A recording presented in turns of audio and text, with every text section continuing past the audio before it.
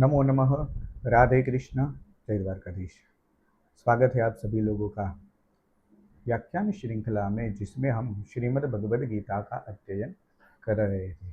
और कुछ दिनों के व्यवधान होने से कुछ ऐसा काम था जिसकी वजह से व्याख्यान श्रृंखला आगे नहीं हो रही थी। लेकिन अब हम प्रयास करेंगे कि निरंतर इस व्याख्यान श्रृंखला को शुरू रखें।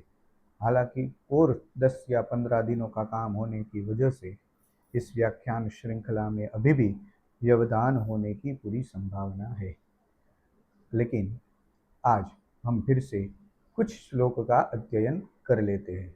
हम लोगों ने पिछले व्याख्यान में यह श्लोक पढ़ा था कि यदा संहरते चाजम कुर्मोंगानीव सर्वशः इंद्रियाणि इंद्रियार्थेभ्यस्तस्य प्रज्ञा प्रतिष्ठिता। भगवान ने अर्जुन ने भगवान को यह प्रश्न किया था। कौन सा प्रश्न, कौन सा विषय इस व्याख्यान में चल रहा है वह हमें पता होना चाहिए। तो विषय इस प्रकार से है कि स्थिर बुद्धि वाले जो पुरुष है उनके लक्षण क्या है, उनकी महिमा क्या है। वो अपनी स्थिर बुद्धि को परमात्मा में इस तरह से लगाते हैं। यही विषय चल रहा था और इसी विषय के अंतर्गत अर्जुन ने भगवान को कुछ प्रश्न पूछे थे। स्थित प्रज्ञस्य का भाषा समाधिस्तस्य केशवः स्थितधिः किं प्रभाषेत किमासीत व्रजेत किम। स्थित प्रज्ञ मनुष्य जो है उनके लक्षण क्या है, उनकी स्थिर बुद्धि कैसी है, किस तरह से वो चलते हैं, किस तरह से वो बैठते हैं। यही सारे प्रश्न थे जिसमें भगवान तीसरे प्रश्न का उत्तर देते हैं कि स्थित प्रज्ञ व्यक्ति किस तरह से बैठता है। और उसी प्रश्न के अंतर्गत हमने पिछला श्लोक यही पढ़ा था। यदा संहरते चायम कुर्मोंगानीव सर्वशः इंद्रियार्थेभ्यस्तस्य प्रज्ञा प्रतिष्ठिता। अर्थात यह ज्ञान निष्ठा में स्थित हुआ व्यक्ति, पुरुष, मनुष्य, सन्यासी कछुए की भांति, जिस तरह से कछुआ अपने भय होने के कारण, जिस तरह से कछुआ अपने सभी अंगों को अपने ढाल में संकुचित कर देता है, उसी तरह संपूर्ण विषयों से अर्थात सब ओर से इंद्रियों को खींच लेता है, भली भांति रोक लेता है। कौन? जो मनुष्य, जो पुरुष, जो सन्यासी। वह सन्यासी जो ज्ञान निष्ठा में स्थित है उसकी बुद्धि प्रतिष्ठित होती है। वह व्यक्ति प्रतिष्ठित बुद्धि, उसकी प्रज्ञा प्रतिष्ठित हो जाती है। इसी बात को हमने शब्दशः अध्ययन कर लिया था। आइए आज के इस व्याख्यान का पहला श्लोक हम लोग पढ़ना प्रारंभ करते हैं। इस प्रकार से सबसे पहले इस श्लोक में की जो प्रस्तावना है वही हम देखते हैं। यहाँ पर भगवत पाद आद्य शंकराचार्य जी महाराज इस विषय को कहने से पूर्व कुछ विषय का संकेत कर देते हैं कि भगवान अर्जुन को अब इस श्लोक में किस विषय का उपदेश दे रहे हैं। तो आइए देखते हैं। तत्र विषयान अनाहरत आतुरस्य अपि इंद्रियाणि निवर्तन्ते कुर्मोंगानिव इव संह्रियते न तो तद विषयो रागः स कथम संह्रियते इति उच्यते। देखते चाहिए। विषयान अनाहरत, तत्र विषयान अनाहरत, विषयों को ग्रहण न करने वाले अर्थात इंद्रियों है और इंद्रियों का जो विषय है उस विषय को ग्रहण न करने वाले कौन?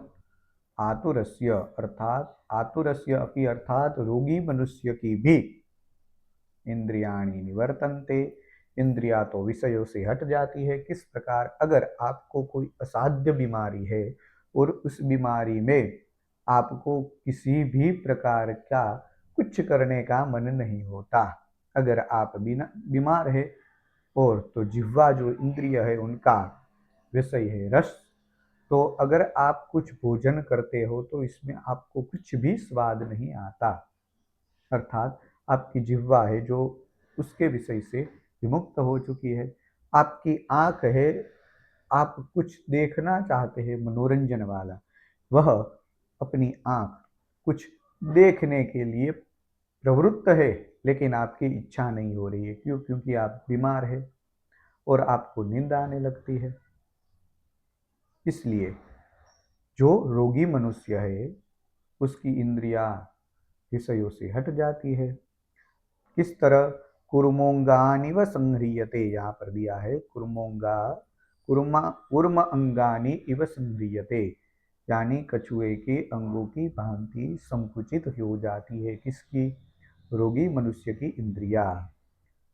न तो तद विषयो राग, लेकिन इंद्रिया संकुचित हो जाती है, कुछ करने की इच्छा नहीं होती रोगी मनुष्यों की। लेकिन विषय संबंधी जो राग है, आसक्ति है, वह नष्ट नहीं होती। रोगी मनुष्य है, भली भांति हम देखते कि वह मनुष्य की कुछ उम्र ज्यादा हो गई है, कुछ उनकी आयुष्य वृद्ध हो रही है, फिर भी उनकी जो आसक्ति है, उनका जो राग है, अर्थात पैसे कमाने की जो वृत्ति है, वर्तमान समय के हिसाब से जिस तरह से पैसे कमाने की उनकी वृत्ति है, उनसे वह व्यक्ति उनकी जो आसक्ति है, उनसे वह व्यक्ति मुक्त नहीं हो सकता। उनको और अभिलाषा रहती है, उनको और लालच रहती है कि कुछ हम पैसे कमा के अपने परिवार को समृद्ध करके जाए। वह उनसे आसक्ति हटा नहीं सकता। तो स कथम संह्रियते इति उच्यते, तो उस आसक्ति का नाश कैसे होता है? स कथम संह्रियते, उस आसक्त को कैसे संहरण किया जा सकता है? इति उच्यते। तो इस बारे में भगवान अब अर्जुन को इस श्लोक के माध्यम से उपदेश देंगे। सबसे पहले इस श्लोक का हम सभी लोग गायन कर लेते हैं, फिर इस श्लोक का पदच्छेद और फिर उस श्लोक की पदार्थोक्ति, और पदार्थोक्ति जानने के बाद भगवद पाद आद्य शंकराचार्य जी महाराज इस श्लोक में अपना मत किस तरह से रखते हैं, किस तरह से भगवद पाद आद्य शंकराचार्य जी महाराज ने इस श्लोक पर भाष्य लिखा, वह भी हम देख लेंगे। सबसे पहले आइए इस श्लोक का गान करके पारायण कर लेते हैं। श्लोक इस प्रकार से है। विषया विनिवर्तन्ते निराहारस्य देहिनः, रसवर्जं रसोऽप्यस्य परं दृष्ट्वा निवर्तते। विषया विनिवर्तन्ते निराहारस्य देहिनः, रसवर्जं रसोऽप्यस्य परं दृष्ट्वा निवर्तते। एक बार विषया विनिवर्तन्ते निराहारस्य देहिनः, रसवर्जं रसोऽप्यस्य परं दृष्ट्वा निवर्तते। इस प्रकार से यह श्लोक हमने देख लिया। अब यहाँ से कुछ और आगे हम इस श्लोक की पदार्थोक्ति देख लेते हैं। भगवान इस श्लोक में अर्जुन को यह बताते हैं कि इंद्रियों का विषयों से हट जाना ही स्थित प्रज्ञ व्यक्ति का लक्षण नहीं है। क्यों? उनका कारण बताएंगे, लेकिन पहले हम इस श्लोक की पदच्छेद देख लेते हैं। इस श्लोक में कितने पद समानहित है, उसी श्लोक को हम देख लेते हैं।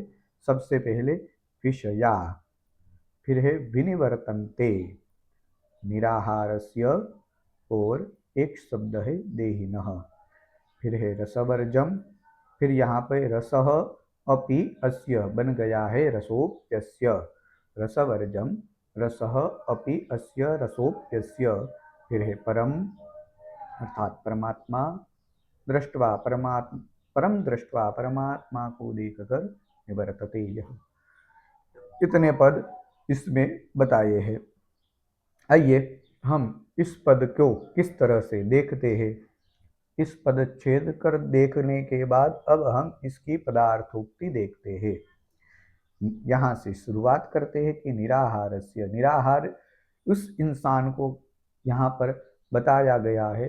हालांकि निराहार शब्द का कुछ ग्रंथ में जो व्यक्ति कुछ आहार का ग्रहण न करे, भोजन का ग्रहण न करे, उसको निराहार कहा गया है।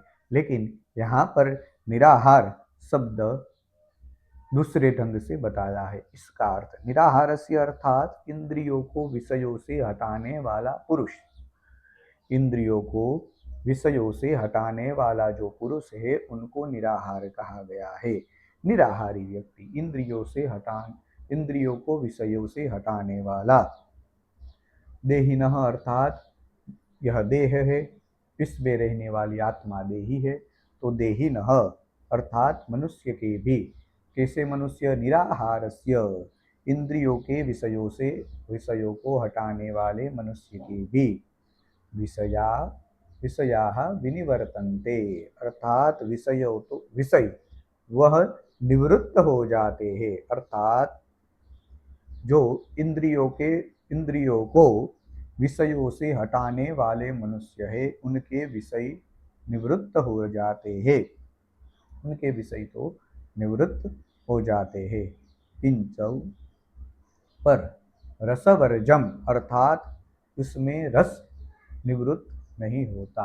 रस को छोड़कर उनके सारे विषय निवृत्त हो जाते हैं। आगे बताया कि भोगी मनुष्य थे, इन मनुष्य की भी इंद्रिया जो है वह तो विषयों से हट जाती है, कछुए की भांति संकुचित हो जाती है, परंतु विषय संबंधी जो राग है वह नष्ट नहीं होता। इसलिए रसवर्जम रस निवृत्त नहीं होता। परंतु परम दृष्टवा अर्थात परमात्मा को देखकर, परमात्मा तत्व का अनुभव करके, परमात्मा तत्व का अनुभव करके देखकर अस्य अर्थात इस स्थित प्रज्ञ मनुष्य के भी, स्थित प्रज्ञ मनुष्य पुरुष के सन्यासी के भी, अस्य स्थित प्रज्ञ व्यक्ति के भी रसः अपि रस भी निवर्तते रस भी निवृत्त हो जाता है। किस तरह? परमात्म तत्व का अनुभव करके, परमात्म तत्व को देखकर इस स्थित प्रज्ञ व्यक्ति का, मनुष्य का भी रस अर्थात आसक्ति है, राग है, वह निवृत्त हो जाता है। अर्थात उसकी संसार में रस बुद्धि नहीं रहती। अब यहाँ पर इस बात का भगवान अर्जुन को उपदेश दे रहे हैं कि आप कुछ भी कर लो, अगर आप, भगवान ने आपको यह अच्छा शरीर प्रदान किया है तो किस लिए?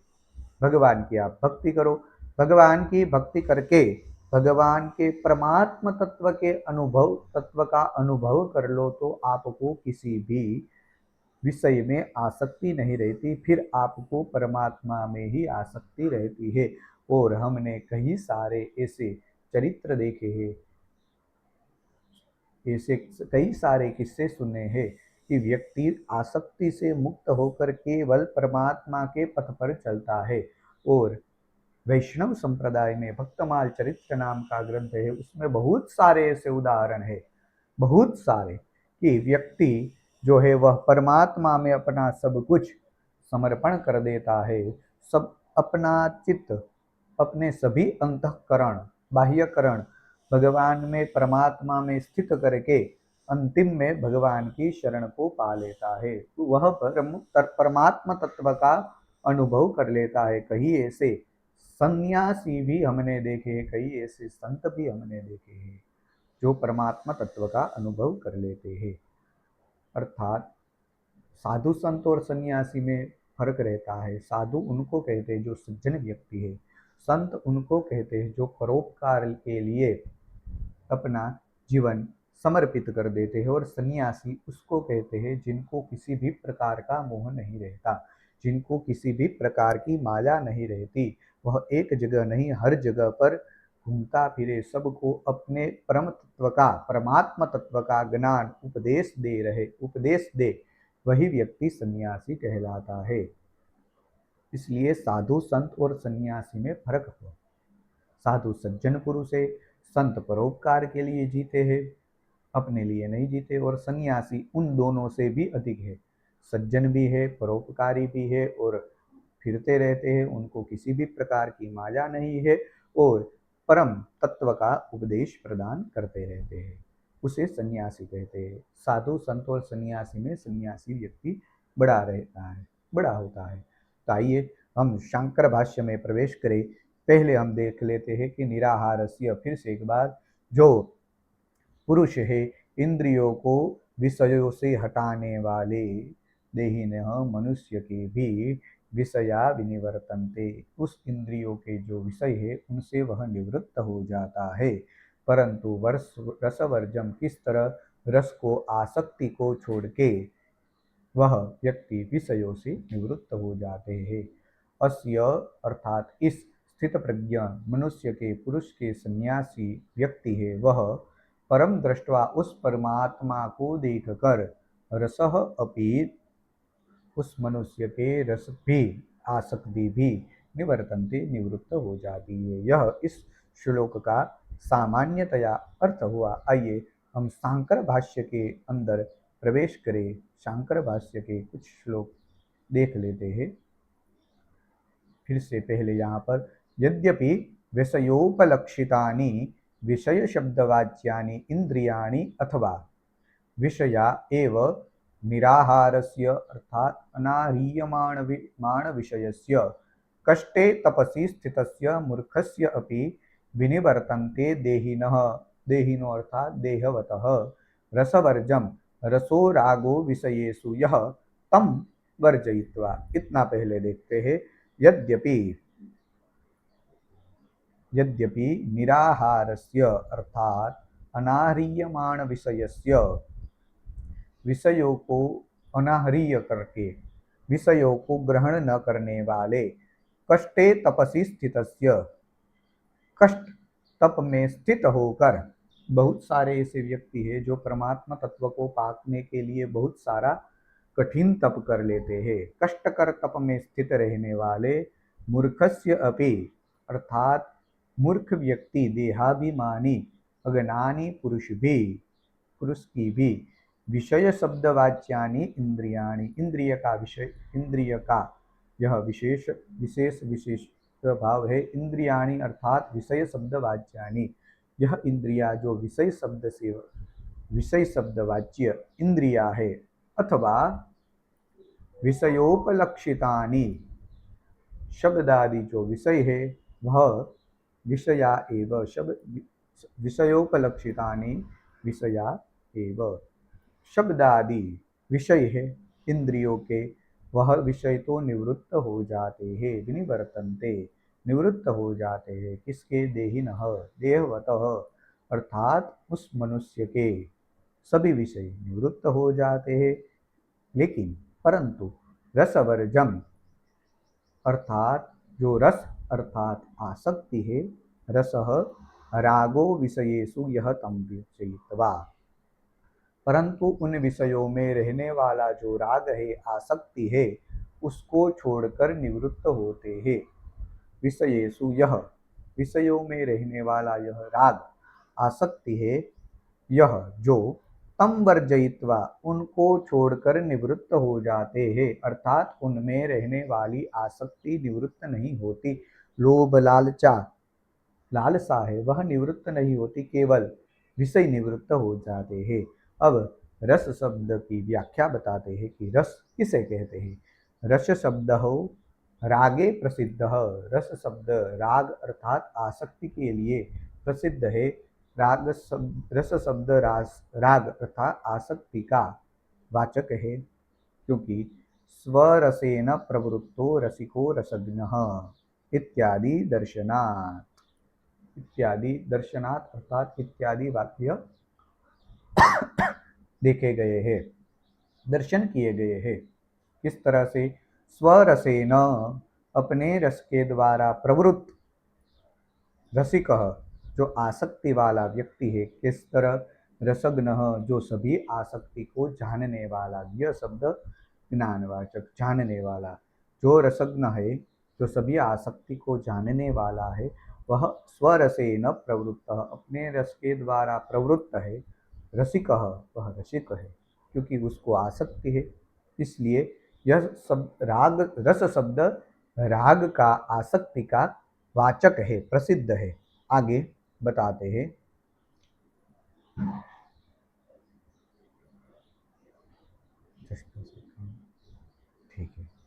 चलिए, सह अपि रसो रंजन रूपः सूक्ष्मः अस्य यतेः परम परमार्थतत्त्वं ब्रह्म दृष्ट्वा उपलभ्य अहम एव इति तद् इति वर्तमानस्य निवर्तते निर्बीजं विषय विज्ञानं संपद्यते इत्यर्थः। सह अर्थात वह अपि रसो रंजन रूपः सूक्ष्मः, रंजन वह अपि रसो वह रागात्मक अपि रसो अर्थात रंजन रूपः सूक्ष्म रागात्मक आसक्ति रूप सूक्ष्म आसक्ति भी अस्य यते है इस यति की परम अर्थात परमार्थ तत्व ब्रह्म दृष्ट्वा परमार्थ तत्व ब्रह्म का प्रत्यक्ष दर्शन होने पर भी ब्रह्म ब्रह्म ब्रह्म दृष्ट्वा उपलभ्य अहम एव तद इति परम दृष्ट्वा अर्थात परमार्थ तत्व ब्रह्म का प्रत्यक्ष दर्शन होने पर भी निवृत्त हो जाती है।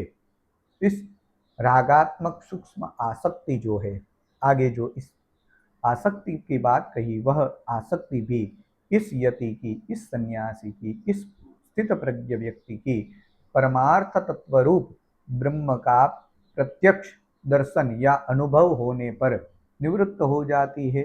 किस तरह से? उपलब्ध अहम एव तद इति, अहम एव तद इति अर्थात मैं ही वह ब्रह्म हूँ, क्योंकि यह आत्मा है और परमात्मा है, अपनी आत्मा में परमात्मा स्थित है। इस प्रकार अहम एव तद इति, मैं ही वह ब्रह्म हूँ। इस तरह से वर्तमानस्य अभी वर्तमान में मेरे शरीर के अंदर वही ब्रह्म है। इस प्रकार से निवर्तते निर्बीजम विषय विज्ञानम संपद्यते, इस प्रकार से भाव हो जाने पर अर्थात निर्बीजम विषय विज्ञानम, विषय विज्ञान निर्बीज हो जाता है दृढ़ होने पर। इस प्रकार भाव दृढ़ हो जाने पर किस प्रकार मेरी यह आत्मा है वही परमात्मा है, मैं ही वह ब्रह्म हूँ, इस प्रकार दृढ़ निश्चय हो जाने पर जो विषय विज्ञान है, आसक्ति है, वह निर्बीज हो जाती है। हालांकि योग सूत्र में निर्बीज शब्द का योग में प्रयोग अलग प्रकार से निर्बीज समाधि को कहा गया है। दो प्रकार की समाधि है, सबीज समाधि, निर्बीज समाधि, लेकिन विषयांतर हो जाने से, अलग विषय हो जाने से इसकी चर्चा हम कभी योग सूत्र को व्यास भाष्य के अनुसार पढ़ेंगे, देखेंगे, तब उस समाधि की बात करेंगे। तो यहाँ पर आगे न असति सम्यक दर्शने रसस्य उच्छेदः तस्मात् सम्यक दर्शनात्मिकायाः प्रज्ञायाः स्थैर्यं कर्तव्यम् इति अभिप्रायः। सम्यक दर्शन यथार्थ ज्ञान को कहते हैं। सम्यक अर्थात यथार्थ, दर्शन ज्ञान। सम्यक दर्शन अर्थात यथार्थ ज्ञान। सम्यक दर्शने यथार्थ ज्ञान हुए बिना रसस्य उच्छेदः न असति। यथार्थ ज्ञान परमार्थ तत्व का अनुभव हुए बिना राग का मूलच्छेद नहीं होता। परमार्थ तत्व का अनुभव इस प्रकार से होता है कि जब आप परमात्मा की पूजा करते हैं, सेवा करते हैं, उनका स्मरण करते हैं, तो आपके अंदर जो 6 शत्रु है, वह 6 शत्रु विमुक्त हो जाते हैं और आपको, आप अपना जीव है, आप अपना सर्वस्व है, वह परमात्मा के चरण में अनुभव, चरण में रख देते हैं और परमार्थ तत्व का अनुभव प्राप्त कर लेते हैं। उसके लिए बहुत सारा विषयान, बहुत सारी प्रक्रिया है, वह बताई गई है कि बहुत सारे व्यक्ति है, बहुत सारे उन्होंने परमार्थ तत्व का अनुभव करने के लिए बहुत सारा विषय प्रेरित किया गया है। 5 संप्रदाय के हिसाब से गाणपत्य संप्रदाय, शैव संप्रदाय, शाक्त संप्रदाय, वैष्णव संप्रदाय, सौर संप्रदाय, अलग अलग प्रकार से इस संप्रदाय की पूजा करने में अलग अलग प्रकार से व्यक्तियों ने इस संप्रदाय के अनुसार उस परम तत्व का अनुभव करने के लिए बहुत सारी प्रक्रिया, बहुत सारे विषय बताए हैं।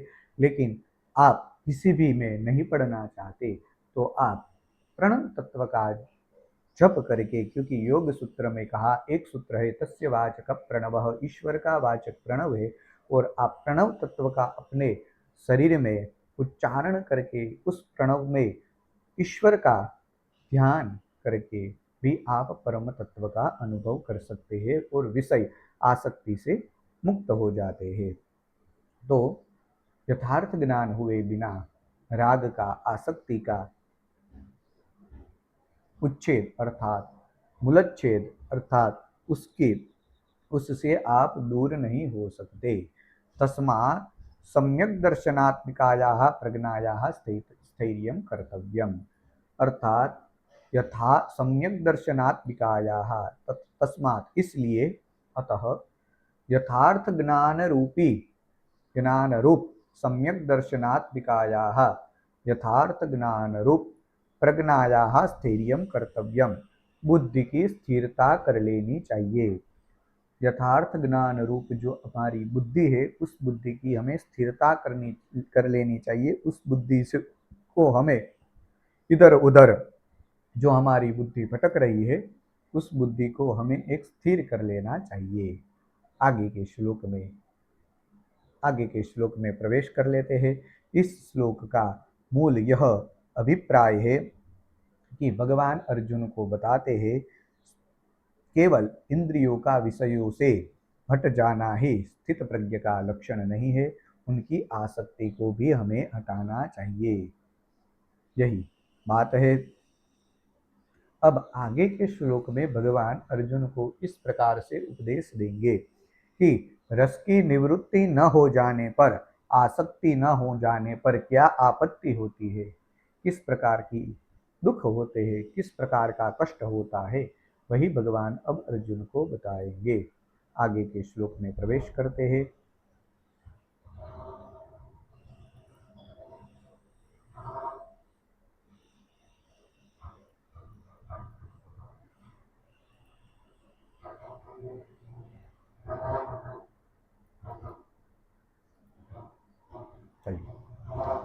सम्यक दर्शन लक्षण प्रज्ञा स्थैर्यम। अब आगे के श्लोक में भगवान आदि शंकराचार्य जी महाराज इस श्लोक का विषय बताएंगे, प्रस्तावना बताएंगे। देखते हैं। सम्यक दर्शन लक्षण प्रज्ञा स्थैर्यम चिकीर्षता आदौ इंद्रियाणि स्ववशे स्थापयित्वानि यस्मात् तदनवस्थापने दोषम आह। अर्थात सम्यक दर्शन लक्षण प्रज्ञा स्थैर्यम, यथार्थ ज्ञान रूप बुद्धि की स्थिरता चाहने वाले सम्यक दर्शन, यथार्थ ज्ञान रूप सम्यक दर्शन लक्षण, यथार्थ ज्ञान से युक्त जो बुद्धि है, उनकी प्रज्ञा स्थैर्यम, उनकी स्थिरता चाहने वाले, चिकीर्षता चाहने वाले, आदौ इंद्रियाणि स्ववशे, जो पुरुष है, यति है, स्थित प्रज्ञ व्यक्ति है, पहले अपने इंद्रियों को आदौ सबसे पहले इंद्रियाणि सभी इंद्रियों को स्ववशे स्थापयित्वानि अपने वश में कर लेना चाहिए। क्यों? यस्मात् तद अनवस्थापने दोषम आह, क्योंकि उनको वश में न करने से दोष बताते हैं। अर्थात रस की निवृत्ति नहीं होती तो क्या आपत्ति आती है, क्या दोष है इंद्रियों को वश में न करने का, यही दोष बताते हैं। तो भगवान अर्जुन को स्थिर बुद्धि के पुरुष के लक्षण बताते हैं, उनकी महिमा बताते हैं, और यह तीसरा प्रश्न है कि स्थित प्रज्ञ व्यक्ति किस तरह से बैठता है, और उसी विषय को हम पढ़ रहे हैं। आइए इस श्लोक में प्रवेश करें। भगवान इस श्लोक का सबसे पहले हम गान करेंगे, गान करके पदच्छेद, पदार्थोक्ति और इसका शांकर भाष्य देखते हैं। यतः तोयपि कौन्तेय पुरुषस्य विपस्थितः इंद्रियाणि प्रमाथीनि हरन्ति प्रसवं मनः। यतः तोयपि कौन्तेय पुरुषस्य विपस्थितः इंद्रियाणि प्रमाथीनि हरन्ति प्रसवं मनः। एक बार और। यतः तोयपि कौन्तेय पुरुषस्य विपस्थितः इंद्रियाणि प्रमाथीनि हरन्ति प्रसभं मनः, हरन्ति प्रसभं मनः। देखते पदच्छेद। यततो यततः ही अपि यपि बन गया है। कौन्तेय हे कुंती नंदन पुत्र, हे कुंती नंदन अर्जुन, पुरुषस्य विपस्थितः अर्थात मेधाविनः पुरुषस्य बुद्धिमान पुरुष, ज्ञान युक्त पुरुष, इंद्रियाणि सभी इंद्रियों को प्रमाथीनि प्रमथनशील करके हरंती प्रसभम मनः, हरंती क्रिया है। आइए पदच्छेद सामान्य है, एक ही पद है, यपि ही अपि यपि बन गया है। सबसे पहले हम इस श्लोक की पदार्थोक्ति देख लेते हैं कि ही कारण की कौन्तेय, यह एक संबोधन पद है। हे कुंती नंदन, हे अर्जुन, रस बुद्धि रहने से, इंद्रियों के अपने वश में न करने से, इंद्रियों का विषय अपने अंदर रहने से, आसक्ति रहने से, यततः यत्न करने वाले, प्रयत्न करने वाले, प्रयत्न करते हुए भी, विपस्थितः पुरुषस्य, यहाँ पर मनुष्य का विपस्थित विशेषण दिया गया है। विद्वान मनुष्य की भी, विद्वान मनुष्य की भी, विपस्थितः पुरुषस्य अपि, विपस्थितः पुरुषस्य अपि, विद्वान मनुष्य की भी, प्रमाथीनि इंद्रियाणि, यह इंद्रियों का विशेषण है। प्रमाथीनि विशेषण विशेष्य भाव है, इंद्रियाणि और प्रमाथीनि।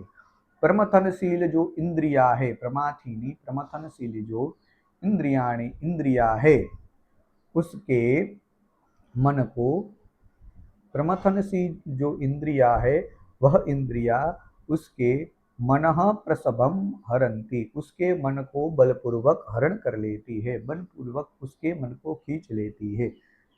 एक बार संक्षेप में इस श्लोक का फिर से अर्थ देख लेते हैं। कारण की अपने इंद्रियों को वश में न करने से क्या होता है? कारण की अपनी इंद्रिया वश में न होने से, हे कौन्ते, हे कुंती नंदन अर्जुन, यततः यत्न करने वाले, रस बुद्धि यततः यत्न करते हुए भी, विपस्थितः विद्वान पुरुषस्य, विपस्थितः पुरुषस्य अपि, विद्वान मनुष्य की भी, प्रमाथीनि जो इंद्रिया है वह प्रमथनशील इंद्रिया भी, मन उसके मन को प्रसभम बलपूर्वक भर लेती है। यही सामान्यतया अर्थ है। आपको आशा करता हूँ कि इसका अर्थ समझ में आ गया होगा, क्योंकि बहुत ज़्यादा कठिन अर्थ उसका नहीं है। आइए शांकर भाष्य में प्रवेश करें। शांकर भाष्य के अनुसार यह श्लोक क्या बता, भगवान भगवत्पाद आद्य शंकराचार्य जी का इस श्लोक में क्या महत्व है वह क्या बताते हैं।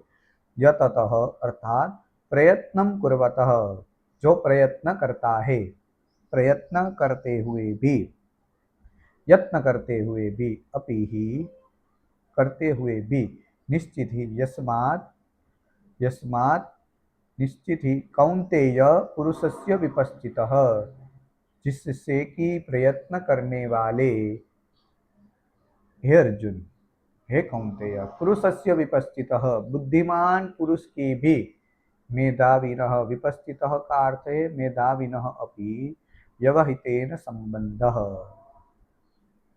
अर्थात मेधावी जो ज्ञान युक्त पुरुष है, जिसे व्यवहार में मेधावी कहा गया है, ज्ञान से युक्त विपस्थित पुरुष, व्यवहितेन संबंधः, इंद्रियाणि प्रमाथीनि, अर्थात प्रमथनशील इंद्रिया, इंद्रियाणि प्रमाथीनि, प्रमथनशील इंद्रिया, अर्थात प्रमथनशीलानि, प्रमाथीनि का अर्थ बताते हैं। प्रमथनशीलानि विषयाभिमुखम ही पुरुषम विक्षोभयन्ति आकली कुर्वन्ति, अर्थात उस विषयाभिमुख ही, विषयाभिमुख हुए पुरुषम, पुरुष को भी, विक्षोभयन्ति क्षुब्ध कर लेती है, आकली कुर्वन्ति व्याकुल कर देती है। हे अर्जुन, जो मेधावी पुरुष है, विद्वान पुरुष है, वह यत्न करते हुए भी, प्रयत्न करते हुए भी उनकी जो इंद्रिया है, प्रमथलशील इंद्रिया है, उस इंद्रिया विषयों से अभिमुख हुए पुरुष को शुद्ध कर देती है, व्याकुल कर देती है। और व्याकुल करके आकली कृत्य या उस पुरुष को व्याकुल करते हुए भी हरंती प्रसभम, प्रसभम का अर्थ देते हैं प्रसह्य प्रकाशम एवं पश्यतो विवेक विज्ञान युक्तम मनः, केवल प्रसह्य प्रकाशम एवं पश्यतः, केवल प्रकाश को ही देखने वाले विद्वान को विवेक विज्ञान युक्तम, विवेक विज्ञान से युक्त उनका जो मन है वह प्रसभम हरंती, बलात् विचलित कर देती, बलपूर्वक उसके मन को विचलित कर देती है, हर लेती है। यह सामान्यतया इस भाष्य का अर्थ हुआ। आइए आगे के श्लोक में प्रवेश करते हैं। कुछ आगे पढ़ लिया जाए, समय होता जा रहा है बहुत। आइए आगे के श्लोक में प्रवेश करते हैं। तो श्लोक यह था, यततो यपि कौन्तेय पुरुषस्य विपश्चितः इंद्रियाणि प्रमाथीनि हरन्तिं प्रसभं मनः, हरन्ति प्रसभं मनः। यह श्लोक देखने के बाद आगे के श्लोक में रसबुद्धि रहने से यत्न करते हुए मनुष्य की इंद्रिया उसको मन को हर लेती है। यह बात हम लोगों ने देख ली, जिससे उसकी बुद्धि परमात्मा में प्रतिष्ठित नहीं होती। अतः रस बुद्धि को दूर कैसे किया जाए, इसका उपाय अब भगवान अर्जुन को बताते हैं। पहले हमने इस श्लोक के में शांकर भाष्य के अंदर यह पढ़ा कि इंद्रिया, प्रमथनशील इंद्रिया विषयाभिमुख हुए पुरुष को व्याकुल कर देती है, शुद्ध कर देती है और उनके मन को विचलित कर देती है, बलपूर्वक भर लेती है, तो जिससे उसकी बुद्धि परमात्मा में प्रतिष्ठित नहीं होती। अतः उस रस बुद्धि को, उस आसक्ति को, उस विषय रूप इंद्रियों को दूर कैसे किया जाए, इसका उपाय अब भगवान अर्जुन को बताते हैं। और हम भी आगे के श्लोक में प्रवेश करते हैं। यतः यस्मात्, आद्य शंकराचार्य जी भगवान यही कह रहे हैं, यतः यस्मात्, जबकि यह बात है इसलिए। श्लोक देखते हैं। तानि सर्वाणि संयम्य युक्त आसीत मत्परः वशे हि यस्येन्द्रियाणि तस्य प्रज्ञा प्रतिष्ठिता। अर्थात ज और ज्ञ, तस्य प्रज्ञा प्रतिष्ठिता। हालांकि मैंने शुक्ल यजुर्वेद माध्यंदिनीय संहिता का अध्ययन किया है, जो गुजरात और महाराष्ट्र की परंपरा के अनुसार, और शुक्ल यजुर्वेद में जो उच्चारण पद्धति है वह सभी वेदों की माध्यंदिनीय शाखा में सभी वेदों से अलग है। वहाँ पर मूर्धन्य श को ख बोला जाता है ट वर्ग से युक्त न होने पर, फिर य को ज बोला जाता है, और य है ज और च वर्ग का अंतिम वर्ण ज, आधा ज और य, उसको ज्य बोलते हैं, लेकिन उच्चारण परंपरागत ज्ञ बोलते हैं। इसलिए प्रज्ञा और प्रज्ञा में थोड़ा सा अंतर रहेगा, क्योंकि मैंने पहले से उसी को ज्ञ पढ़ा है, इसलिए कभी कभी उच्चारण में यह हो जाता है। तो फिर से इस श्लोक को देखते हैं। तानि सर्वाणि संयम्य युक्त आसीत मत्परः वसे हि यस्येन्द्रियाणि तस्य प्रज्ञा प्रतिष्ठिता, तस्य प्रज्ञा प्रतिष्ठिता। एक बार और, तानि सर्वाणि संयम्य युक्त आसीत मत्परः वसे हि यस्येन्द्रियाणि तस्य प्रज्ञा प्रतिष्ठिता।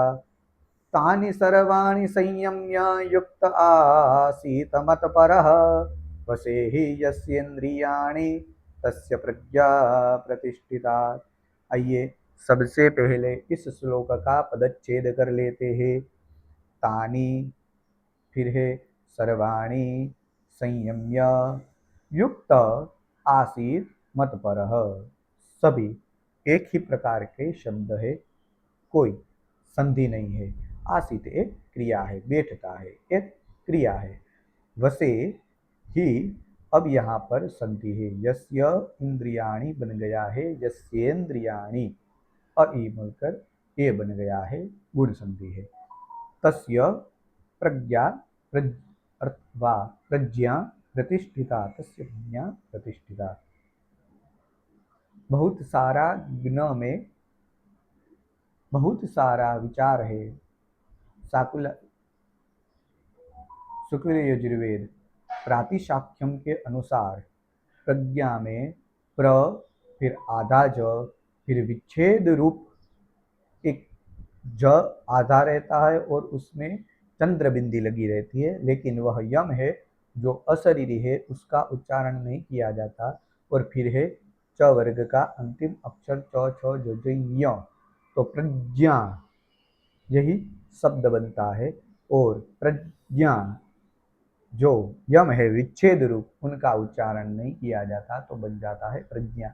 और उसमें जैसे आपने पलिक्किने चखना तो अग्नि ऐसे उदाहरण सुने हैं, जिसमें हम अग्नि ऐसा उच्चारण करते हैं तो एक अ है, फिर आधा ग है, फिर अनुनासिक वाला आधा ग है और न है नी।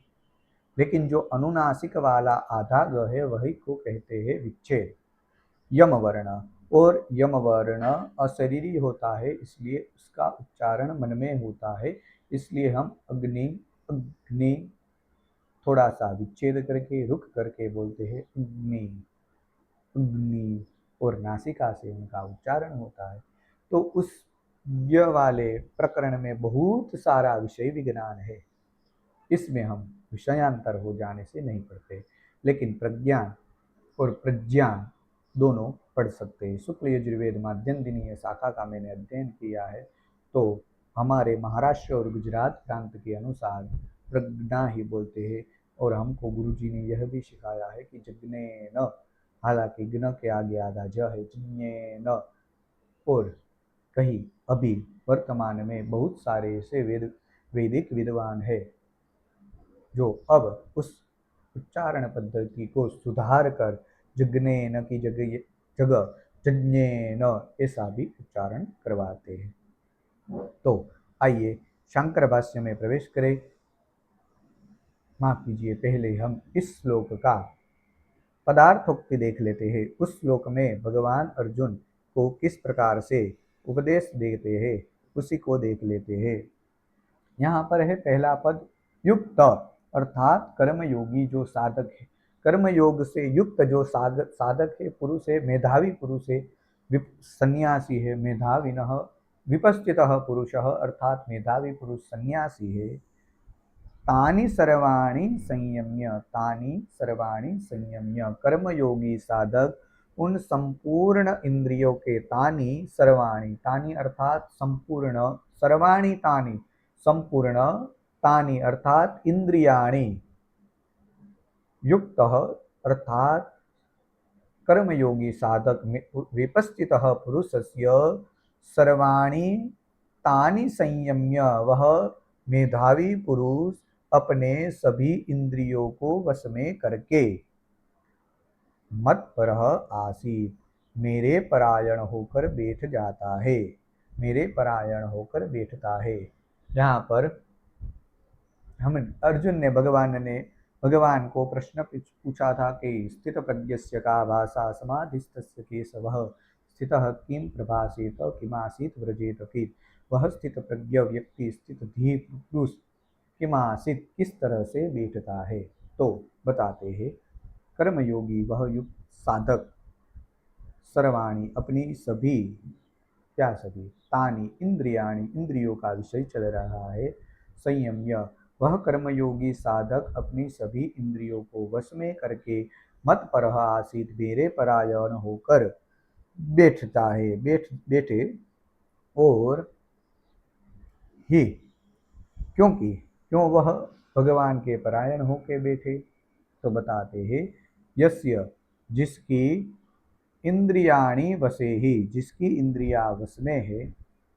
क्यों क्योंकि जिसकी ही क्योंकि यस्य जिसकी इंद्रियाणि इंद्रिया वसे वश में है, तस्य प्रज्ञा प्रतिष्ठिता, उसकी प्रज्ञा प्रतिष्ठित है, उसकी बुद्धि स्थिर है, उसी की बात बता रहे हैं।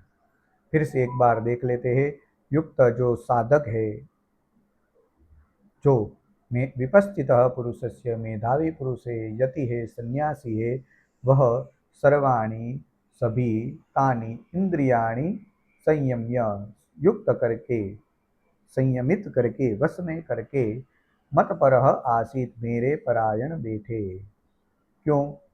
क्योंकि जिसकी यस्य जिसकी इंद्रियाणि वसे, जिसकी इंद्रियाणि वश में है, तस्य उसकी प्रज्ञा प्रतिष्ठिता, उसकी बुद्धि स्थिर है, यही बात बताई है। देख लेते हैं, यही आज का अंतिम श्लोक होगा।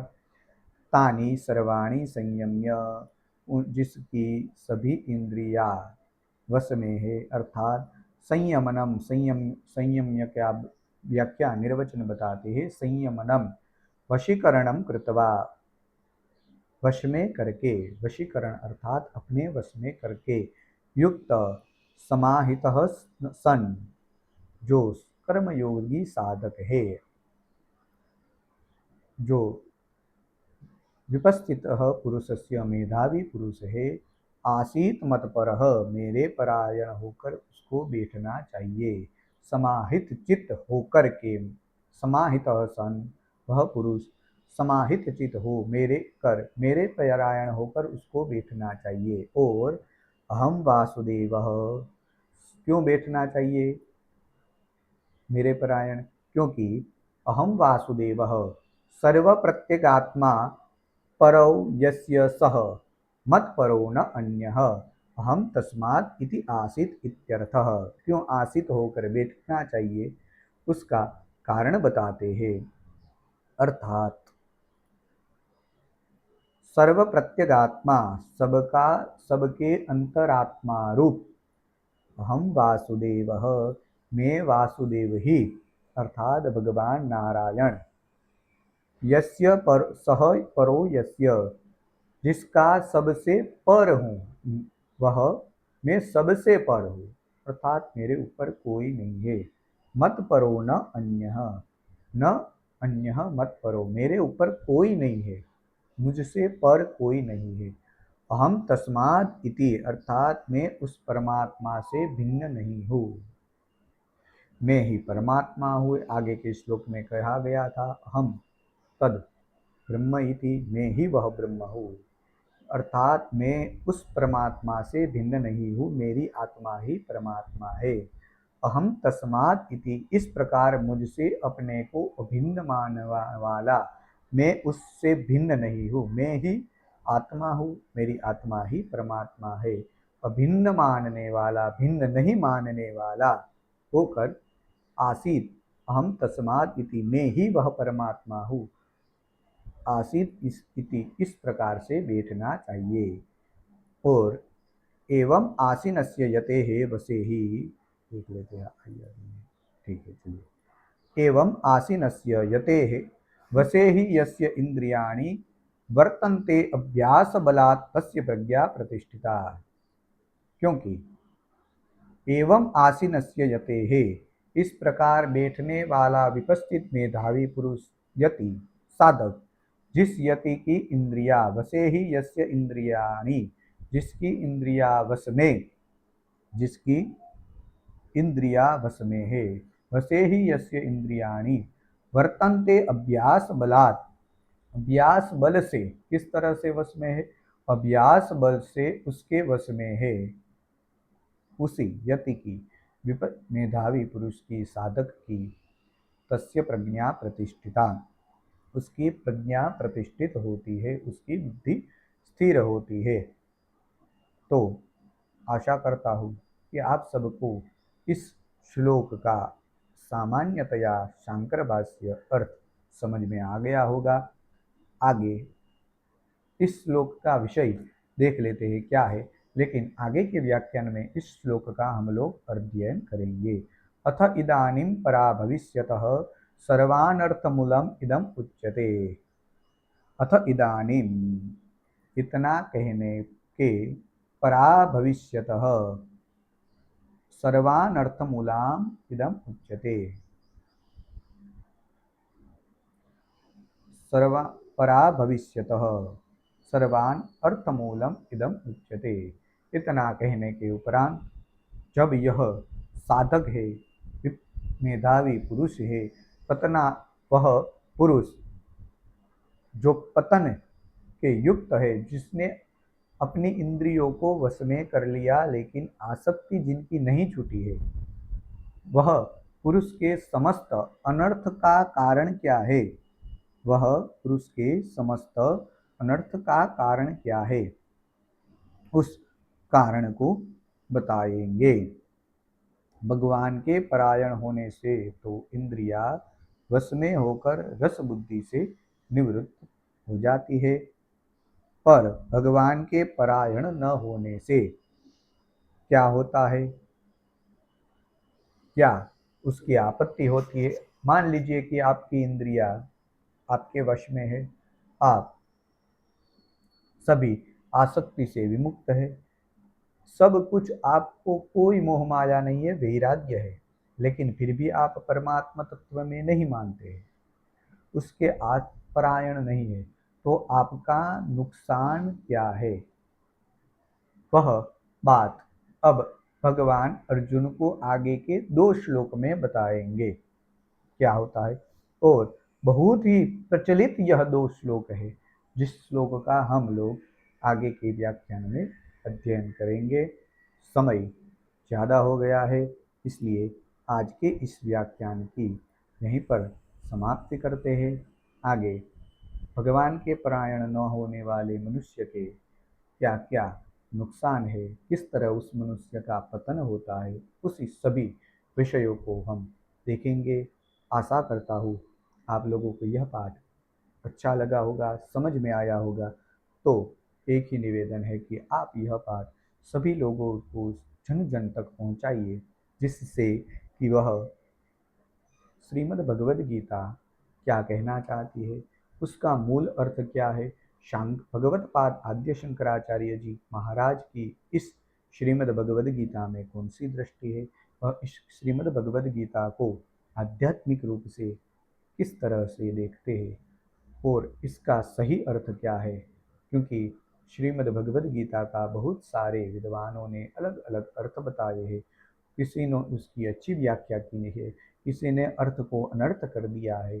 वह अनर्थ को ना पढ़े, जो मूल है उस मूल बात को समझे, पढ़े, देखे, सबको बताए, यही हमारा एक छोटा सा उद्देश्य है। और उसी व्यक्ति को यह व्याख्यान बताए कि जो नास्तिक न हो, भगवान के अंदर रुचि रखे, उस श्रीमद् भगवद गीता को पढ़ने के लिए सक्षम हो, साक्षर हो, उसी को यह व्याख्यान आपको बताना है, सबको नहीं। मैं यह नहीं चाहता हूँ कि मेरे YouTube चैनल में सब्सक्राइब बढ़े, मुझे कोई आवक मिले, ऐसा नहीं है। यह विषय सब तक पहुँचाइए, लेकिन उसी व्यक्ति तक जो श्रीमद् भगवद गीता पढ़ने के इच्छुक है, भगवान के परायण है, अच्छे विचार वाले हैं, उन्हीं तक पहुँचाइए। मैं सभी से यह निवेदन करता हूँ। तो आज का इस व्याख्यान यहीं पर समाप्त करते हैं, और आगे के व्याख्यान में भगवान के परायण न होने से किस प्रकार पतन होता है व्यक्ति का, मनुष्य का, साधक का, उसी बात को देखेंगे। अब यहाँ से इस व्याख्यान के शायद 11 श्लोक बचे हैं, 72 श्लोक है, 72 श्लोक है, देख लेते हैं। तो इस व्याख्यान, ठीक है, 72 श्लोक है, यह सांख्य योग वाला अध्याय परिपूर्ण हो जाएगा। फिर हम तीसरे अध्याय में भगवान कर्मयोग का अर्जुन को निरूपण करेंगे, वही बात हम पढ़ेंगे। तो आज के इस व्याख्यान को यहीं पर समाप्त करते हैं, फिर से कल मिलेंगे। सभी लोग इस व्याख्यान में जुड़े रहे, इसलिए सभी लोगों का धन्यवाद। राधे कृष्ण, जय द्वारकाधीश, नमो नमः।